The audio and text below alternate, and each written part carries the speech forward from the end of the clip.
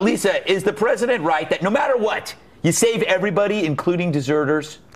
Well, I mean, isn't that sort of the cornerstone of the Constitution, is that you, like, even jerks, you know, should be taken care of? Yeah. But, you know, the funny thing about this guy is, you know, his platoon members were saying that he had very romantic notions about the Afghanis. And I wonder, you know, 5 years after being with the Taliban, where he is on his romanticism of them. Yeah, it might have worn off by now.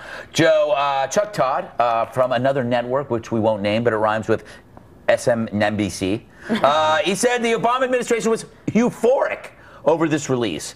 How could they be? I mean, they're so taken by surprise. This would have been embarrassing if they did it in a sneaky way. Yeah. Let alone, I think what we've shown the world is that we are now prepared to negotiate with terrorists and do it very poorly. This was the worst negotiated trade since Herschel Walker went to Minneapolis, and we didn't even get any draft picks out of this one. Well, they also say that he walked off base looking for the Taliban. Yeah. Is that even capturing? It's like if Mullah Omar went into the U.S. Embassy in Kabul, was like, "Got any Marines around here?" Like, is it really a capture at that point? Yeah, no, it's not. Andy, do you think Bergdahl will end up being charged with desertion? And if so, how will you view your hero then? Well, I did some research today. It turns out a deserter is not the same thing as a pastry chef, which surprised me. Terrible. But I think this is the bottom line. Politicians, left, right, or whatever, they will lie to further their own careers and agenda. But what do any of Bergdahl's platoon mates or squad mates have to gain by lying? They have nothing to gain by saying what they're saying. In fact, those who are still on active duty may actually be hurting their careers by speaking out. So you got to give a lot of weight to what they're saying.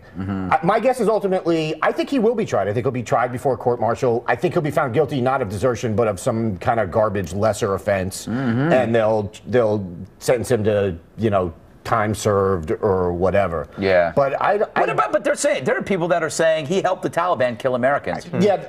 The thing is, look, we have no idea what he's been through, what he went through in those 5 years. Even assuming he deserted, that doesn't mean the Taliban welcomed him and treated him well. Right. Because first of all, they don't know that he's not he's really is a deserter. For all they know, he's a spy or something like that.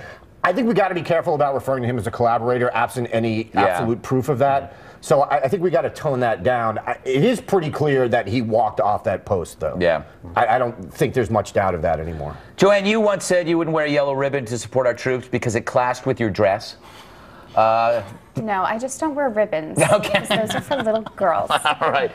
Lives were risked, and that's the big thing, and lives were lost, is what these reports have claimed, as his platoon members and other people in the Army have gone and searched for him through all of those years. So if all of this was then done in vain, if he was in fact a deserter, then it's like a disservice to our country, the fact that we did this whole exchange with freeing these terrorists. And it's just, there's so much more that's going to come out, as it just has in these last few days, and I think it's really not going to fare well for Obama. This is like, I'm just amazed that they're amazed. Yeah. This thing exploded because it was like they really thought that this was that's why they did the Rose Garden. And there's that picture of President Obama walking in between the parents and arms on their arms around, and it was so planned. It was so planned. They thought it was going to be the cover of every magazine. I think maybe what they thought is that nobody but Fox News and the like were going to be talking about this.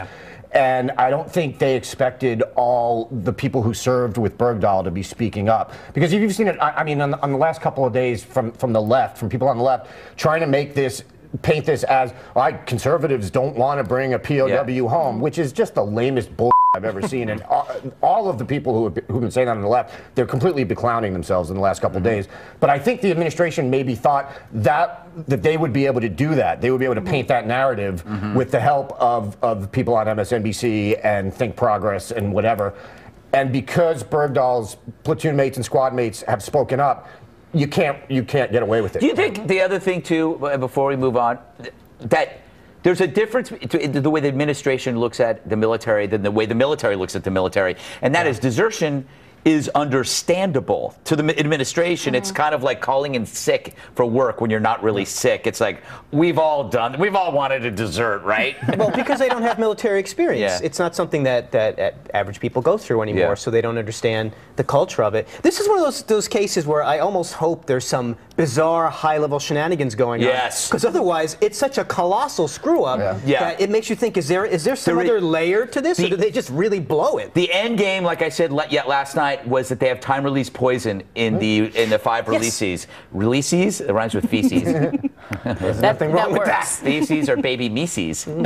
What movie is that from? Anyway, I can't remember. But my point is, time-release poison, they're like hugging and stuff, and then all of a sudden they drop dead, and then Obama walks out and just does like a high five with that guy Biden, that's his name. And then everybody goes, oh my God, that's the greatest thing he's ever done. 3 terms, and he gets his own sitcom and a penthouse in New York City. And then nobody ever does swaps with us again. Yes. Because they don't trust us. You can't negotiate with us anymore. Can we swap back? Yeah, we can't. Swapsies, no swaps back? I don't know. That would be wrong.